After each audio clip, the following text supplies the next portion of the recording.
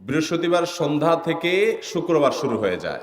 শুক্রবার বা জুমার দিন, এই দিন সম্পর্কে কোরআন এবং হাদিস থেকে ঘেঁটে আমরা 14টা আমলের কথা একটা লম্বা বড় ভিডিওতে বলেছি। আজকে সেখান থেকে আমি সংক্ষেপ করে এই 14টার মধ্যে আবার অতি গুরুত্বপূর্ণ 5টা আমলের কথা বলবো ইনশাআল্লাহ।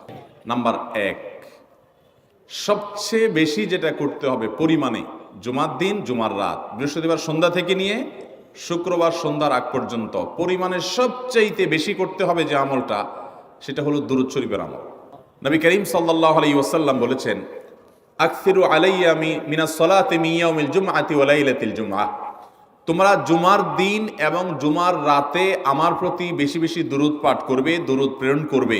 ফাইন্না সালাতাকুম মা'রুদাতুন আলাই, কারণ তোমরা যে দুরূদ পাঠ করো এটা আমার কাছে পেশ করেন আল্লাহর ফেরেশতারা, এবং রীতিমতো নামধাম সহকারে আল্লাহর একদল ফেরেশতা নিয়োজিত আছে। তারা বলেন, আল্লাহ, হে আল্লাহ রাসূল, আপনার অমুক উম্মত, অমুক অনুসারী, আল্লাহর অমুক বান্দা পৃথিবীর অমুক প্রান্ত থেকে, অমুক দেশ থেকে, অমুকের সন্তান, সে আপনার প্রতি দুরূদ পেশ করেছে জুমার দিনে, জুমার রাতে বা অন্য সময়ে। এটা নবী করিম সাল্লাল্লাহু আলাইহি ওয়াসাল্লামের কাছে রিপোর্ট দেওয়া হয় আল্লাহর নিযুক্ত ফেরেশতাদের মাধ্যমে। এই জন্য শুক্রবার দিন এবং রাত, অর্থাৎ বৃহস্পতিবার সন্ধ্যা থেকে নিয়ে শুক্রবার সন্ধ্যা পর্যন্ত এই 24 ঘন্টার মধ্যে নবী করিম সাল্লাল্লাহু আলাইহি ওয়াসাল্লামের ভাষ্য খেয়াল করেন, আকসিরু আলাই। ওলামা একরাম জানেন, নবী আলাইহিস সালাম সাধারণত কোনো আমল পরিমাণে বেশি করতে বলতেন না। পরিমাণে বেশি করতে বলার মতো আমল খুব কম ইসলামে। গোটা কোরআন যদি খোলেন আপনি, পরিমাণে অধিক করতে বলা হয়েছে এরকম আমল খুব বেশি পাবেন না। তোমরা বেশি বেশি করে নামাজ পড়ো, বেশি বেশি করে রোজা রাখো, এরকম কথা কোরআন হাদিসে নাই। অবশ্যই একজন ইমানদার 5 ওয়াক্ত ফরজ নামাজের পাশাপাশি অধিক পরিমাণে নফল নামাজও পড়বেন, সেটা ভিন্ন কথা। কিন্তু কোরআনে বেশি পরিমাণে আল্লাহর জিকির করার কথা বলা হয়েছে। আর নবী করিম সাল্লাল্লাহু আলাইহি ওয়াসাল্লাম বৃহস্পতিবার সন্ধ্যা শুরু হলে শুক্রবার সন্ধ্যার আগ পর্যন্ত বেশি পরিমাণে করতে বলেছেন যে কাজটা, সেটা হলো দুরূদ শরীফের আমল। দুরূদের এই আমলটা, এটা করার জন্য আল্লাহ তাআলা এমন সহজ করে দিয়েছেন যে ওযুর প্রয়োজন নাই। আপনার ওযু নাই, তারপর আপনি দুরূদ পাঠ করতে পারবেন। এবং আপনি এই বড় দুরূদ পড়ার মতো সময় নাই, তো আপনি একেবারে সবচেয়ে সংক্ষিপ্ত দুরূদ পড়েন সাল্লাল্লাহু আলাইহি ওয়াসাল্লাম, তাতেও দুরূদ পাঠের সওয়াব পাবেন। আমলটা করব তো ইনশাআল্লাহ। নাম্বার 1।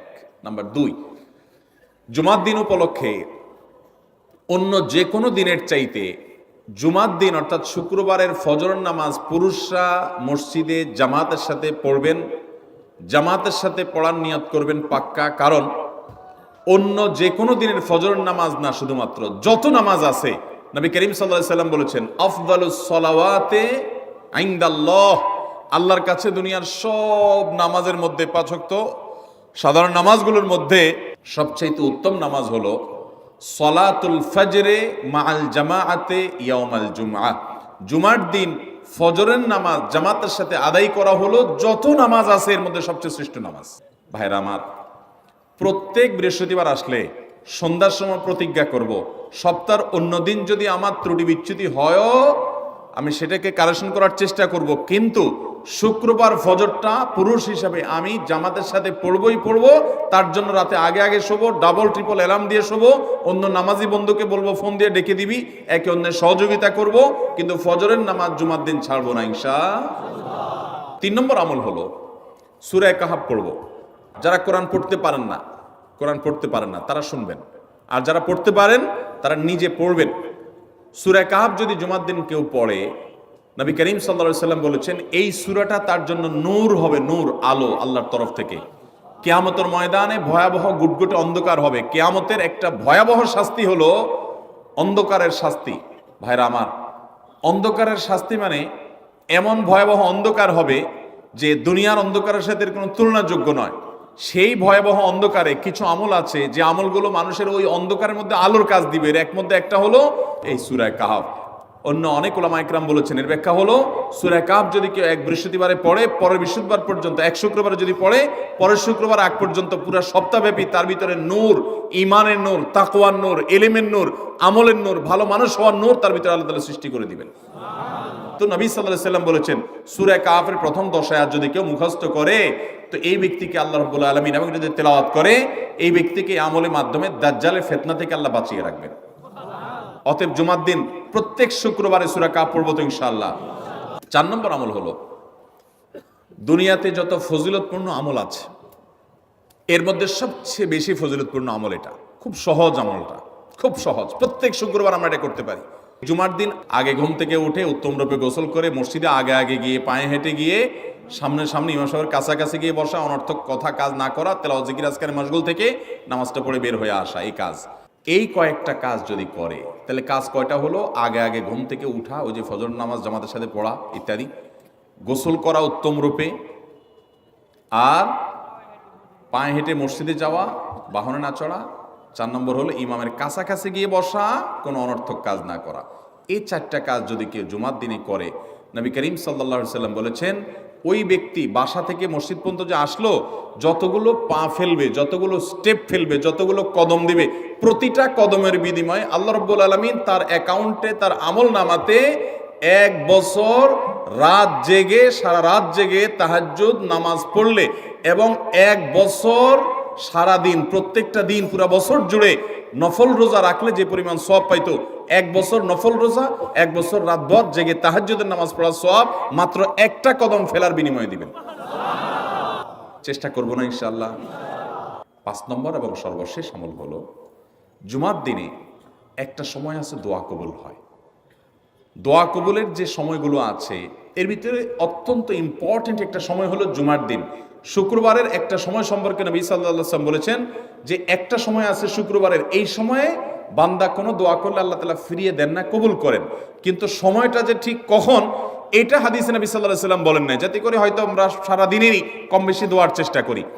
এই বিষয়ে মুহাদ্দিসগণ, হাদিস বিশ্লেষকগণ, পণ্ডিত ওলামায়ে কেরামগণ হাদিসের বিভিন্ন আকার ইঙ্গিতকে গবেষণা করে, অ্যানালাইসিস করে এক একজন এক এক সময়ের কথা বলেছেন। তবে বেশিরভাগ ইমাম, বেশিরভাগ পণ্ডিত ওলামায়ে কেরাম, বেশিরভাগ আপনার ইসলামিক স্কলারগণের বক্তব্য হলো যে এই সময়টা হলো জুমার দিনের শেষ প্রহর, আসরের পর থেকে নিয়ে সূর্য ওঠার আগ পর্যন্ত এই সময়টা।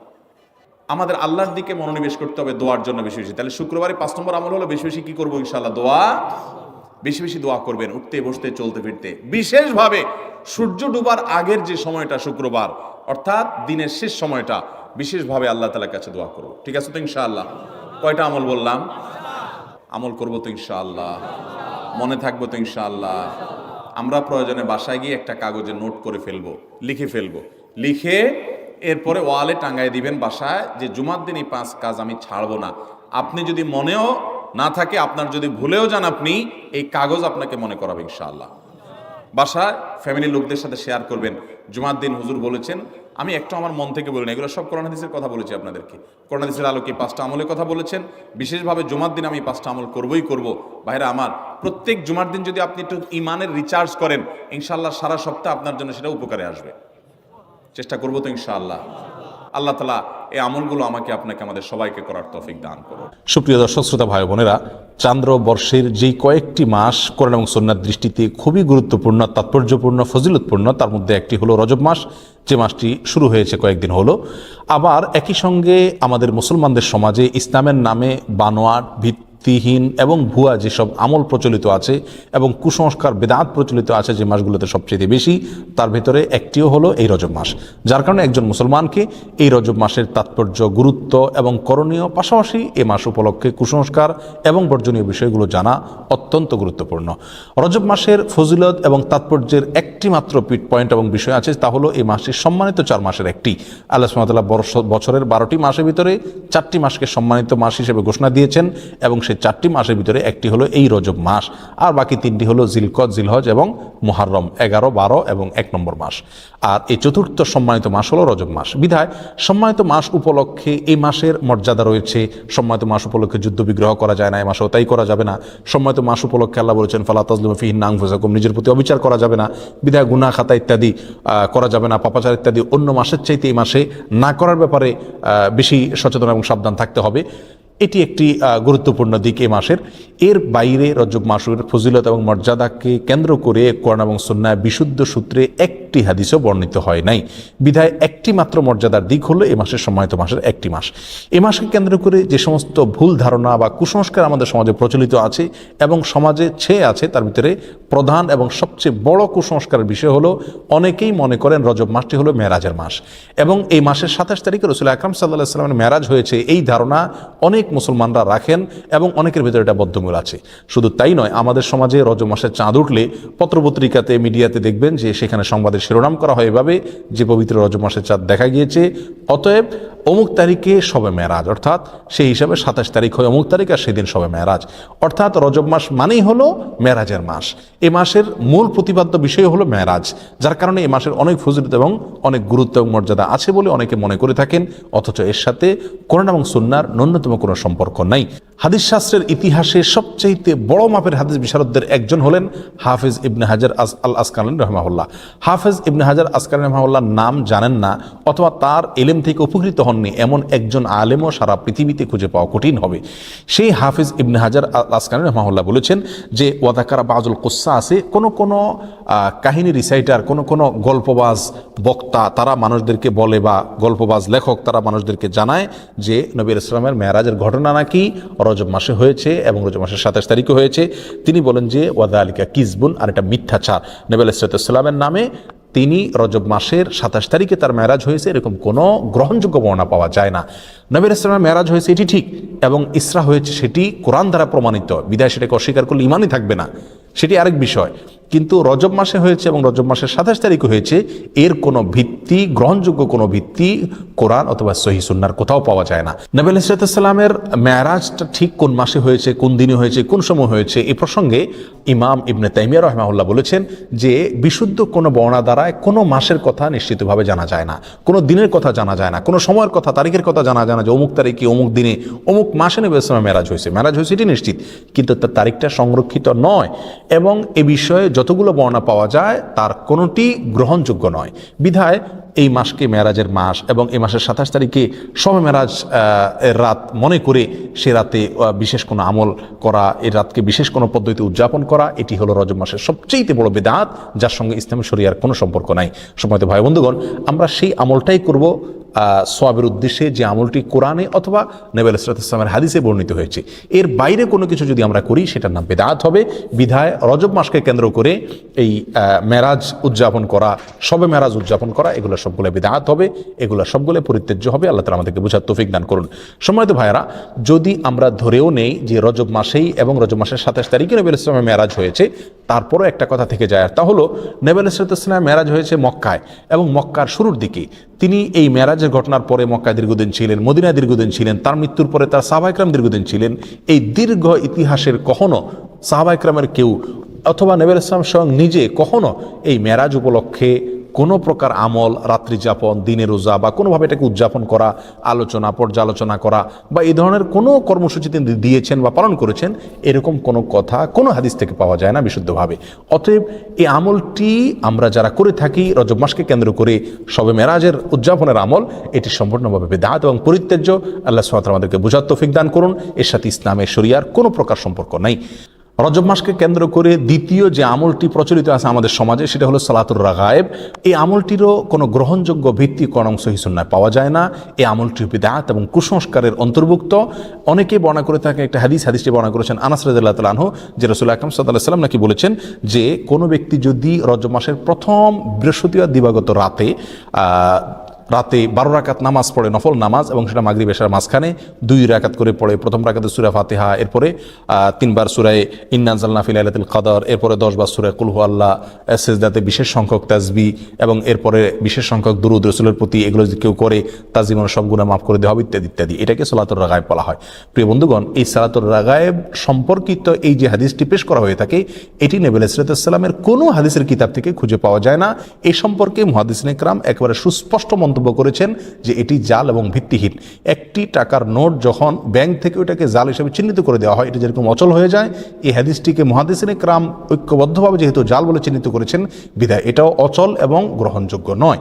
রজব মাস উপলক্ষে তৃতীয় যে আমলটি প্রচলিত আছে তা হলো একটি দোয়া বেশি বেশি করে পড়া, আর সেটি হলো আল্লাহুম্মা বারিক লানা ফি রজব ওয়া শাবান, অর্থাৎ হে আল্লাহ আপনি আমাদেরকে রজব এবং শাবান মাসে বরকত দান করুন, ওয়া বাল্লিগনা রমাদান, আর আমাদেরকে রমজান পর্যন্ত আপনি পৌঁছায় দিন, অর্থাৎ রমজান যেন আমরা লাভ করতে পারি। এই দোয়াটি বর্ণিত হয়েছে মুসনাদে আহমদে। আর যেই বর্ণনায় এই দোয়াটি বর্ণিত হয়েছে সেই বর্ণনার ভিতরে একজন বর্ণাকারী আছেন যার নাম হলো জায়দা ইবনে আবি রিকাদ। এই বর্ণাকারী সম্পর্কে ইমাম বুখারী রাহিমাহুল্লাহ বলেছেন যে মুনকারুল হাদিস, তার হাদিস গ্রহণযোগ্য নয়। আর ইমাম নাসাই রাহিমাহুল্লাহ বলেছেন যে তাকে আমি চিনি না, অন্য এক কিতাবে তিনি বলেছেন সে মুনকারুল হাদিস, এবং ইবনে হিব্বান রাহিমাহুল্লাহ তার সম্পর্কে মন্তব্য করেছেন যে এই লোকের বর্ণিত কোনো হাদিস গ্রহণযোগ্য নয়। অতএব সমস্ত মন্তব্যের ভিত্তিতে এই হাদিসকেও বলা যায় এটি বিশুদ্ধ নয়। তবে যেহেতু এই দোয়ার অর্থের ভিতরে কোনো মন্দ দিক নেই, খারাপ দিক নেই, অতএব কেউ এটাকে সাধারণভাবে যদি পড়ে তাতে তেমন কোনো দোষণীয় বিষয় এটাকে বলা যাবে না, কিন্তু এটাকে নবী আলাইহিস সালামের দিকে সম্বন্ধ করা এটা বিশুদ্ধ নয়। চতুর্থত যে আমলটি রজবকে কেন্দ্র করে প্রচলিত সেটা হলো এই মাস উপলক্ষে বিশেষ কোনো পশু জবাই করাকে অনেকে সওয়াব মনে করেন। এটি মূলত আইএমএ জাহিলিয়াতে ইসলাম পূর্ব যুগে প্রচলিত ছিল, যেটাকে আতিরা বলা হয়। তারা রজব মাসে বিশেষ পশু জবাই করতো, যেমন আমরা কোরবানির মাসে জিলহজ মাসে কোরবানি করে থাকি, এবং এটাকে খুব সওয়াবের কাজ মনে করতো, খুব ভালো কাজ মনে করতো। ইসলাম তাদের সেই প্রথাকে সম্পূর্ণভাবে রহিত করেছে, বিলুপ্ত করেছে। এই সম্পর্কে বহু বিশুদ্ধ হাদিস বর্ণিত আছে। বিধায় রজব মাস উপলক্ষে বিশেষ কোনো পশু জবাই করা এটাকে সওয়াবের কাজ মনে করা যাবে না। অন্য মাসে জবাই করেন সেসব এই মাসেও করেন, সেটা ভিন্ন বিষয়, কিন্তু সওয়াবের অংশ হিসাবে এই মাসে কোনো পশু জবাই করা যাবে না। রজব মাস উপলক্ষে 5 নম্বর যে আমলটি প্রচলিত আছে অথচ তার কোনো গ্রহণযোগ্য ভিত্তি ইসলামী শরীয়তে নাই, তা হলো এ মাসে বেশি বেশি নফল রোজা রাখা এবং ইতিকাফ করা। অনেকেই এটাকে খুব সওয়াবের কাজ মনে করেন যে রজব মাসে বেশি বেশি করে নফল রোজা রাখতে হবে। আর মজার বিষয় হলো বহু হাদিস বর্ণিত আছে এই রজব মাসে নফল রোজা রাখার বিষয়, তার একটিও বিশুদ্ধতার মানদণ্ডে উত্তীর্ণ নয়। একটি মাত্র হাদিস পাওয়া যায় সুনানে আবু দাউদের ভিতরে। এক লোক নবী আলাইহিস সালামের কাছে আসছেন, তার সঙ্গে 1 বছর পরে দেখা করছেন। নবী আলাইহিস সালামকে বললেন, ইয়া রাসূলুল্লাহ আপনি আমাকে চিনতে পারেননি, আমি তো অমুক। তখন তিনি বললেন, তুমি তো সে মনে হচ্ছে না, অর্থাৎ চেহারা পরিবর্তন হয়ে গেছে তোমার, তুমি এরকম পরিবর্তিত কিভাবে হলে? তখন তিনি বলেন, ইয়া রাসূলুল্লাহ এই 1 বছরে আমি কখনো দিনের বেলায় খাবার খাইনি, অর্থাৎ আমি রোজা রেখেছি সারা বছর। তখন তিনি বললেন, তুমি নিজেকে এত কষ্ট কেন দিতে গেলে? লোকটি বলে, ইয়া রাসূলুল্লাহ আমার অনেক শক্তি আছে, আপনি আমাকে নফল রোজার অনুমতি দিন, সুযোগ দিন। তখন নবী ইসলাম বিভিন্ন ফরম্যাটে তাকে রোজা রাখার জন্য বললেন। একটা পর্যায়ে সে বাড়াইতে আরো বাড়াইতে চাইলো, আরো বেশি রোজা রাখতে চাইলো। তখন নবী ইসলাম তাকে বললেন, তুমি সম্মানিত মাসে রাখিও, সম্মানিত মাস চলে গেলে ছেড়ে দিও রোজা, এভাবে করে রাখিও তুমি। অর্থাৎ এই হাদিস থেকে বোঝা যায় রজব মাসে যেহেতু একটা সম্মানিত মাস, সেই হিসাবে এই মাসে রোজা রাখার কথা রাসূল সাল্লাল্লাহু আলাইহি ওয়াসাল্লাম তাকে বলেছেন। এই হাদিসে মূলত তাকে স্পেশালি বলা হয়েছে, এবং সম্মানিত মাসে, এটা রজবের সাথে খাস নয়। বিধায় রজব মাসে নফল রোজার বিশেষ কোনো ফজিলত আছে এরকম মনে করাটা বিশুদ্ধ নয়। রজব মাসকে কেন্দ্র করে আরেকটি আমল প্রচলিত আছে, তা হলো ওমরা বেশি বেশি করা। বিশেষ করে সৌদি আরবে প্রচলিত আছে, আর শিয়াদের ভিতরে এটা বেশি প্রচলিত আছে। শিয়ারা গোটা রজব মাসকে কেন্দ্র করেই অনেক আনুষ্ঠানিকতা করে থাকে, যার একটা প্রভাব আমাদের সমাজে পড়েছে। কারণ শিয়াদের অনেক প্রভাব এখন আমাদের সমাজে রয়ে গেছে, যার কারণে রজব মাসকে খুব বেশি ঘটা করে আমরা অনেকেই উদযাপন করে থাকি। তার ভিতরে একটি কাজ অনেকেই করে থাকেন, তা হলো বিশেষভাবে ওমরা।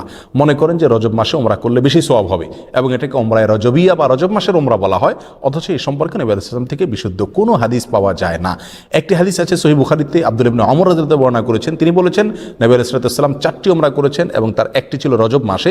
তখন আম্মা জান আয়েশা রাদিয়াল্লাহু তাআলা আনহা তাকে খণ্ডন করে বলেছেন যে নবী আলাইহিস সালামের 4টি ওমরার প্রত্যেকটি ওমরায় তিনি সঙ্গে ছিলেন, তার কোনো ওমরা রজব মাসে ছিল না।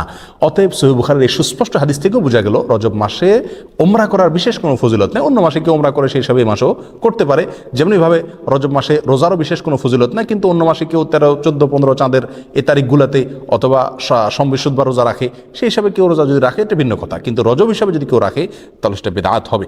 রজব মাসকে কেন্দ্র করে অনেক জাল এবং ভিত্তিহীন হাদিসও বর্ণিত হয়েছে। তার ভিতরে একটি হলো রজব আল্লাহর মাস, শাবান রাসূলের মাস, আর রমজান হলো তার উম্মতের মাস। এরকম একটা হাদিস অনেকে বর্ণনা করে থাকেন। এই হাদিসকে হাফেজ ইবনে হাজার আসকালানি রাহিমাহুল্লাহ বলেছেন, এই হাদিসের বর্ণাকারীদের ভিতরে আবু বকর আন-নাক্কাশ নামে একজন বর্ণাকারী আছেন, যে লোকটি মিথ্যুক এবং রাসূল সাল্লাল্লাহু আলাইহি ওয়াসাল্লাম নামে হাদিস বানানোর ক্ষেত্রে সে বিখ্যাত। আর তার সম্পর্কে অন্যান্য মুহাদ্দিসিন ইকরামের অনেকে আরো অনেক মন্তব্য করেছেন। তার ভিতরে ইমাম সৈয়দ রাহমাতুল্লাহ আলাইহি মাসনুআর ভিতরে ইমাম সানানি রাহিমাহুল্লাহ মুযুআত নামক কিতাবে তার সম্পর্কে একই মন্তব্য প্রায় করেছেন। বিধায় এটিও জাল এবং ভিত্তিহীন হাদিস। অনেকে রজব মাস সম্পর্কে আরেকটা হাদিস বর্ণনা করে থাকেন, অনেক খুতবাতে, অনেক আলোচনাতে আমরা অনেক হয়তো শুনে থাকবো, যে কোরআনের মর্যাদা সকল জিকিরের মধ্যে যেরকম শ্রেষ্ঠ, এরকম সকল মাসের ভিতরে রজব মাসের মর্যাদা শ্রেষ্ঠ। এই হাদিস যারা বর্ণনা করে থাকেন, এই হাদিস প্রসঙ্গে হাফেজ ইবনে হাজার আসকালানি রাহিমাহুল্লাহ এবং অন্যান্য হাদিস বিশারদ, বিশেষ করে জাল হাদিস হাদিস বিশেষজ্ঞ ওলামা একরামের অনেকেই বলেছেন যে হাদিসের বর্ণনাকারীর ভিতরে সিক্তি নামে একজন বর্ণনাকারী আছেন, আর এই বর্ণনাকারী, এই লোকটি জাল হাদিসের বিখ্যাত বর্ণনাকারী, অর্থাৎ রাসূল সাল্লাল্লাহু আলাইহি ওয়াসাল্লামের নামে মিথ্যা হাদিস বর্ণনা করার ক্ষেত্রে তার বিশাল খ্যাতি রয়েছে। এই সম্পর্কে রিজাল শাস্ত্রে একেবারে চিহ্নিত এই লোক, যার কারণে এই বর্ণনাটাও ভিত্তিহীন, জাল এবং বানোয়াট, ভুয়া রাসূল সাল্লাল্লাহু আলাইহি ওয়াসাল্লামের নামে মিথ্যা হাদিস। রজব মাস সম্পর্কে আরেকটি জাল বা ভিত্তিহীন হাদিস আছে, তা হলো রজব মাসে যে ব্যক্তি 3টি রোজা রাখবে আল্লাহ তাআলা তার আমলনামায় 1 মাস রোজার সওয়াব দিবেন, আর যে ব্যক্তি 60টি রোজা রাখবে আল্লাহ তাআলা তার জন্য জাহান্নামের 60টা দরজা বন্ধ করে দিবেন। এরকম একটা হাদিস অনেকে বর্ণনা করে থাকেন, এবং এই হাদিসকে জাল হাদিস সমগ্রের যত বই আছে, জাল হাদিসের কালেকশনের যত বই আছে, তার সমস্ত কিতাবেই এই হাদিসটি স্থান পেয়েছে। ইবনুল জাওজি রাহমাহুল্লাহ আল মাওজুআত কিতাবে, সুয়ুতী রাহমাতুল্লাহ তাআলা আল মুসতাআ কিতাবে, শাওকানী রাহমাহুল্লাহ ফাওয়াইদুল মুজমুআ কিতাবে, এবং তাবয়িনুল আজাব কিতাবে, ইবনে হাজার আসকানী রাহমাহুল্লাহ, এভাবে সমস্ত প্রায় জাল হাদিসের যে কিতাবগুলো আছে সেগুলোতে এই হাদিসটা স্থান পাইছে, অর্থাৎ এই হাদিসটি জাল এবং ভিত্তিহীন। এভাবে রজব মাসকে কেন্দ্র করে আরো অনেক জাল, ভুয়া এবং ভিত্তিহীন হাদিস আমাদের সমাজে প্রচলিত আছে। তার ভিতরে আরেকটা হলো, যে ব্যক্তি রজব মাসে রোজা রাখবে এবং 4 রাকাত নামাজ পড়বে, আল্লাহ সুবহানাহু ওয়া তাআলা জান্নাতে তার জন্য যে আসন রেখেছেন, তার যে মাকাম হবে, সেটা না দেখে তার মৃত্যু হবে না, অর্থাৎ দেখে তারপর মৃত্যু হবে। এই হাদিসটাও জাল এবং ভিত্তিহীন, বানোয়াট। এর সঙ্গে ইসলামী শরীয়তের কোনো সম্পর্ক নাই। ইমাম শাওকানী রাহমাহুল্লাহ আল ফাওয়াইদুল মুজমুআ কিতাবে হাদিসকে জাল বলে চিহ্নিত করেছেন। ইবনুল কাইয়িম আল জাওজি রাহমাহুল্লাহ আল মাওজুআত কিতাবে এটাকে জাল বলে চিহ্নিত করেছেন, এবং অন্যান্য কিতাবও চিহ্নিত হয়েছে। বিধায় এটাও জাল এবং ভিত্তিহীন। সম্মানিত ভাই বন্ধুগণ, রজবকে কেন্দ্র করে আরও একটি ভুয়া আমল ইদানিং আমাদের সমাজে প্রচলিত বেশ কয়েক বছর থেকে দেখা যায়, এবং সামাজিক যোগাযোগের মাধ্যমে খুব বেশি প্রচলিত দেখা যায়। তা হলো, অনেকে বলে থাকেন, অনেকে মেসেজ পাঠিয়ে থাকেন, ইনবক্স করে থাকেন যে রমজান অমুক তারিখে হবে, এই সংবাদ যদি আপনি এতজন লোককে দেন তাহলে আপনার জন্য জান্নাত ওয়াজিব হবে, ইত্যাদি ইত্যাদি। এটি আমাদের মূর্খতার একটা বড় প্রমাণ। আমরা কোরআন সুন্নাহ থেকে যে কত দূরে সরে গেছি, যে কোনো কথা, মুখরোচক কথা শুনলে আমরা সেটাকে গিলে খাচ্ছি ইসলামের নামে, এটার একটা বড় প্রমাণ হলো এই ঘটনাকে আমরা অনেকেই খুব গুরুত্বের সাথে দেখি, এবং এই মেসেজকে আমরা অনেকে চালাচালি করে থাকি। প্রিয় বন্ধুগণ, রমজানের সংবাদ কাউকে দিলে তার জন্য কোনো ফজিলতের কথা, কোনো মর্যাদার কথা কোরআন সুন্নাহর কোথাও বলা হয়নি। যারা এই মেসেজকে প্রচার করেন তারা আল্লাহ এবং তার রাসূলের নামে মিথ্যাচার করছেন, আর যারা মিথ্যাচার করছেন নবী সাল্লাল্লাহু আলাইহি ওয়াসাল্লাম বলছেন তাদের ঠিকানা জাহান্নাম। বিধায় এই ধরনের মেসেজকে আমরা ফরওয়ার্ড করব না, এবং এগুলোকে ইগনোর করব। এর সাথে ইসলামের শরীয়তের কোনো সম্পর্ক নাই। সর্বসাকুল্যে আমরা খোলাসায় সামারিতে বলতে পারি, রজব মাসের বিশেষ কোনো ফজিলত এবং মর্যাদা নেই সম্মানিত 4 মাসের একটি, এই কথা ছাড়া। এ মাস উপলক্ষে বিশেষ একটি আমলের কথাও কোরআন এবং সুন্নাহ বর্ণিত হয় নাই, এবং এ মাস উপলক্ষে বিশেষ কোনো রোজা, বিশেষ কোনো উমরা, বিশেষ পদ্ধতিতে সালাত, এমনকি বিশেষ যে আমলটি আমাদের সমাজে সবচেয়ে জলবায়ু প্রচলিত আছে, মেরাজের রাত্রি উদযাপন করা, সে রাত্রে জেগে ইবাদত করা, দিনে রোজা রাখা, এর একটি জিনিসও নবী আলাইহিস সালাম থেকে প্রমাণিত নয়। আর নবী আলাইহিস সালাম থেকে যেটি প্রমাণিত নয়, সেটা দেখতে যতই ভালো দেখা যাক না কেন, তার কোনো সওয়াব আমরা পাবো না। এটা বেদাত হিসাবে গণ্য হবে, আর বেদাতের ঠিকানা জাহান্নাম। আমরা অনেকেই বলে থাকি যে মানুষ এমনি মসজিদে আসে না, নামাজে আসে না, এক উসিলা যদি শবে মেরাজ উপলক্ষে মসজিদে আসে, আপনারা বাধা দিয়ে মসজিদ থেকে বের করে লাভ কি? তারা তো গান গাচ্ছে না, হারাম কাজ করছে না। যে সমস্ত ভাইরা এটা বলেন, 2 কারণে তাদের সঙ্গে আমরা একমত হতে পারবো না। নাম্বার 1, বেদাত কাকে বলা হয়? ভালো কাজ, দেখতে ভালোই মনে হচ্ছে, কিন্তু কোরআন এবং সুন্নাহ এটা করতে বলা হয়নি, এটার নাম বেদাত, আর এই বেদাতের ঠিকানা জাহান্নাম।